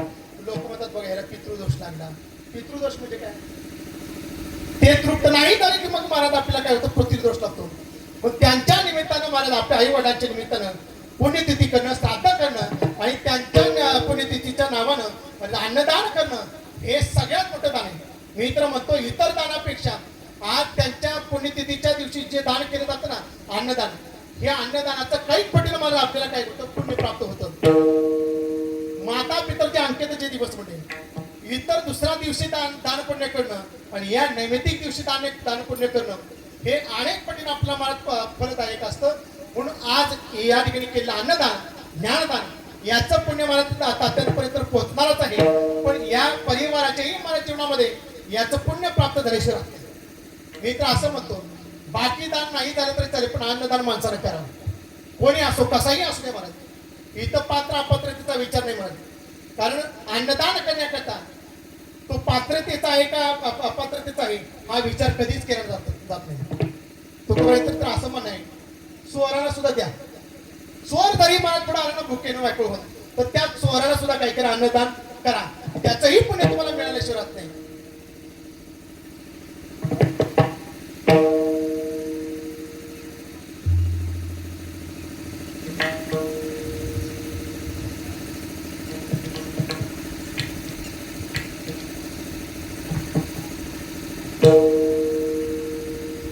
म्हणून आई वडिलांच्या नावानं केलेलं महाराज हे पुण्यतिथीचा उत्सव आहे, अन्नदान आहे. आज सगळे वारकरी म्हणून या ठिकाणी उपस्थित आहेत. आज यांच्या मुखात मला जे 2 घास जाणार आहे यांचं पुण्य मला नक्कीच आपल्याला त्यांना मिळाल्याशिवाय राहणार नाही. म्हणून आई वडिलांच्या ऋणातून मुक्त होण्याकरता हा छोटासा केलेला प्रयत्न, त्याचा परिवार पूर्ण, त्या परिवाराला मी भगवान परमात्म्याला प्रार्थना करेन की तात्याने जशी आपल्या जीवनामध्ये परमार्थाची साधना जोपासली आणि परमार्थामध्ये आपलं जीवन व्यतीत केलं, तसं त्यांच्या मुलांनीही अखंड परमार्थ आपल्या जीवनामध्ये करावा आणि भगवत चिंतनामध्ये त्यांचा काळ जास्तीत जास्त जावा. चिंतने सरेतो धन्य धन्य काळ. भगवत चिंतनामध्ये जर त्यांचा जर काळ गेला तर निश्चित महाराज भगवान परमात्म्याला सुद्धा ती धन्य मानल्याशिवाय राहणार नाही किंवा तात्यानेही ते मला आनंद वाटल्याशिवाय राहणार नाही. म्हणून त्या दोन्ही मुलांना उदंड आयुष्य द्यावं आणि तात्यांच्या पावलावरती पाऊल टाकून त्यांनी आपलं पुढचं मार्गक्रमण करावं, परमार्थ आपल्या जीवनामध्ये जोपासावा अशी विनंती करतो. आणि भगवान परमात्म्याला प्रार्थना करेन की हा वारकरी आमच्यातून घेऊन गेलाय. खरं तर आई वारीचे दिवस आहेत. आणि पण तरीही भगवान परमात्म्याने तात्यांना आपल्या जवळ करावं आणि पुनश्च एकदा या मृत्यूलोकामध्ये भजनासाठी परत एकदा तात्याने या ठिकाणी पाठवावं आणि हे आगळगावच्या भजनी मंडळात पाठवावं.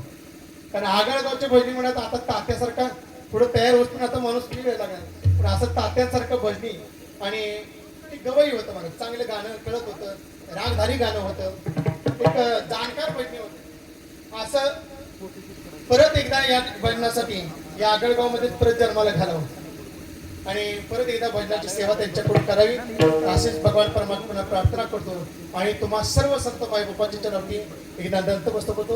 उपस्थित सर्व गुणीय गायकरी महाराज मंडळी, आमच्या हरिभक्तीपरायण कृष्णा महाराज आहेत, वडगावून आमचे दादा आले, ती कुचीहून आलेत, गावातली सगळी भजनी मंडळ आहेत, या सर्वांच्या चरणावरती एकदा नतमस्तक होतो आणि माझी कीर्तन पुष्पसेवा या ठिकाणी पूर्ण विराम देतो.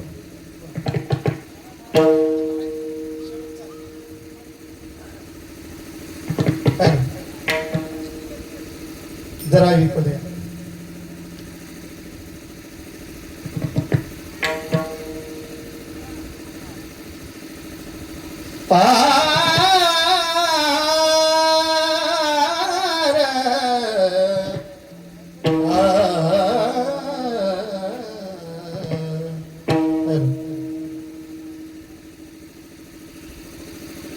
मधुरवाणी ओठी मधुरवाणी ओठी मधुरवाणी ओठी मधुरवाणी ओठी मधुरवाणी ओठी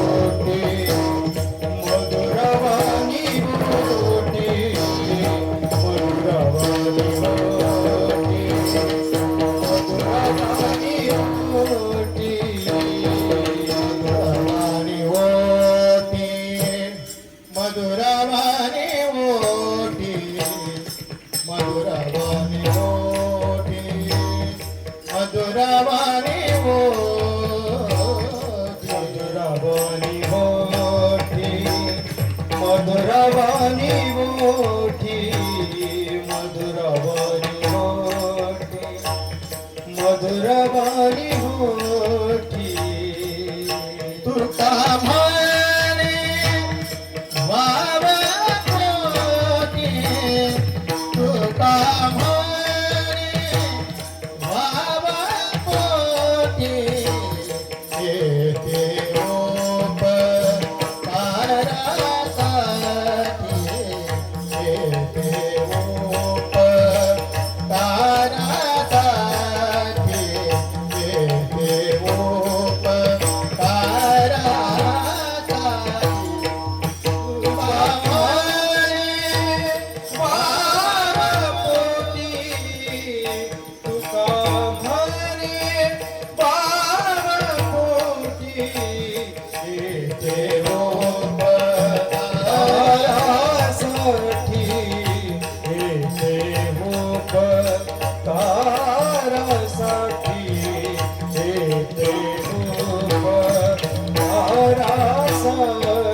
मधुरवाणी ओठी मधुरवाणी ओठी मधुरवाणी ओठी मधुरवाणी ओठी मधुरवाणी ओठी मधुरवाणी ओठी मधुरवाणी ओठी मधुरवाणी ओठी तुका म्हणे वावा पोटी तुका म्हणे वावा पोटी ते गोप तारासाठी ते गोप तारासाठी ते गोप तारासाठी तुका म्हणे वावा पोटी तुका म्हणे वावा पोटी ते ओप तारासाठी ते ओप तारासाठी ते ओप तारासाठी आले घर जावई मोठे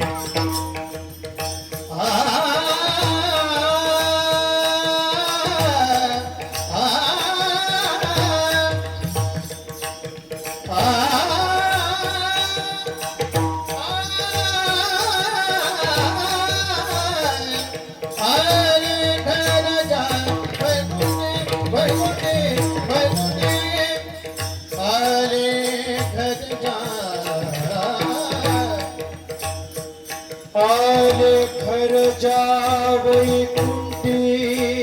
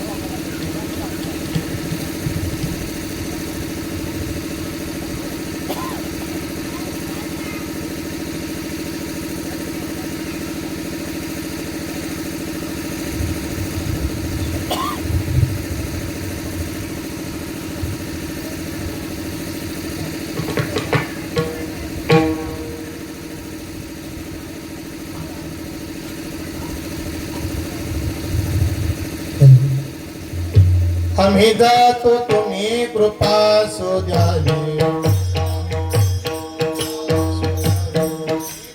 तुम्ही कृपा आम्ही जातो तुम्ही कृपा सकळा सांगावी विनंती माझी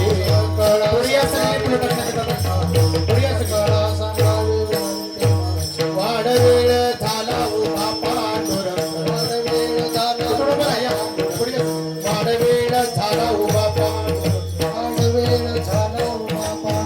वैकुंठा श्रीरंग बोलावे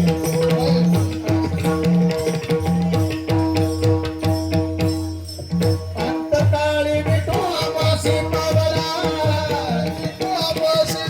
अंतकाळी विठू आमासी पावला पुरी सहित झाला गुप्त तुका जगमी सहित झाला गुप्त तुका पुरी सहित झाला गुप्त तुका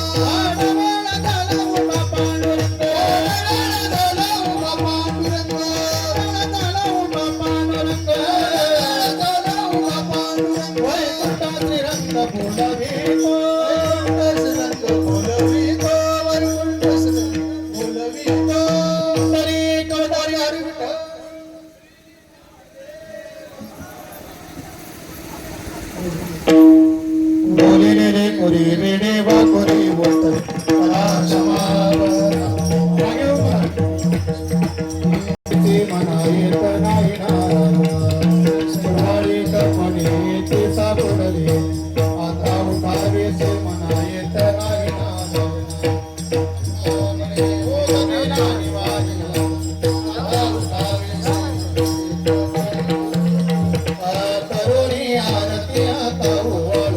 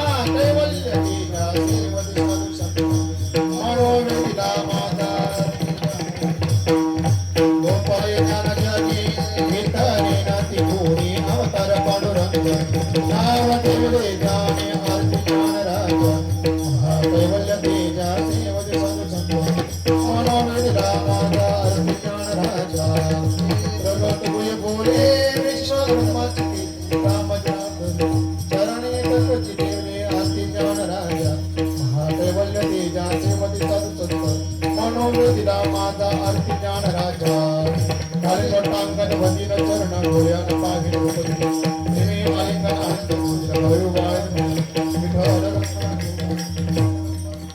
अकल्पायुष्य भावे ते अकळ माझ्या सकळाचे दासा कल्पनेची बाधा न हो कोणी कळी संत मंडळी जातो अहंकाराचा वारा न लगो राजसा माझ्या विठ्ठलाचा भाविकाची नामा म्हणत या सावे कल्याण जामुक निदान पांडुरंग मागणे ते चोरपती आहे त्याच्या पाय पांडुरंगा या संता संदमी समजते या जन काही नव्हे देवा तुका म्हणे आता उदाहरण होई मदत ठेवी पाय संताची या संता संदमी समजते या जन काही नव्हे देवा ज्ञानदेव तुकाराम